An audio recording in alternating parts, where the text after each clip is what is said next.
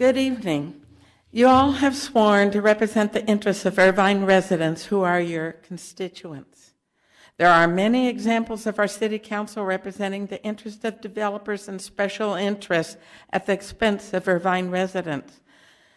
We now have massive high-rise residential and commercial developments without appropriate accommodation for traffic and schools.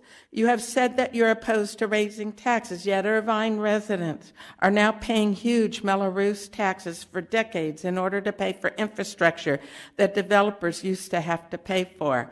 If one follows the money trail, your conflict of interest is made abundantly clear. From the documents I have submitted to you and the city attorney, you can see that major developers and development-related special interest PACs have amply contributed to the campaign coverage of at least 3 members of our city council, namely Mayor Wagner and council members Fox and Shea, and to at least two 2018 the City Council candidates, including Lauren Johnson Norris and Gang Chen.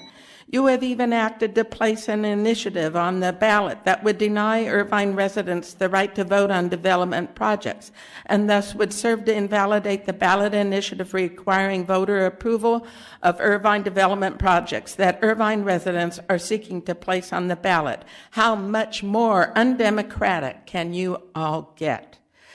Conflict of interest could not be more apparent. I believe that actions under the Fair Political Practice Act of 1974 could result in at least 3 members of the City Council having to recuse themselves from voting on development-related agenda items due to conflict of interest.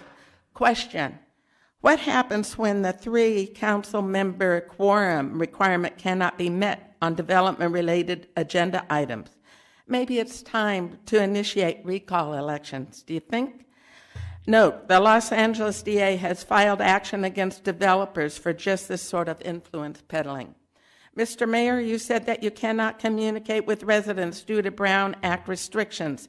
Thus, we voters just have to trust you and the City Council to represent their interests. And if they are dissatisfied with your decisions, they can vote you out of office. First of all, the Brown Act does not restrict interactive communication. You can hold public meetings. And secondly, Mr. Mayor, we do not want to wait to vote you all out of office. We have a critical situation that needs to be addressed now.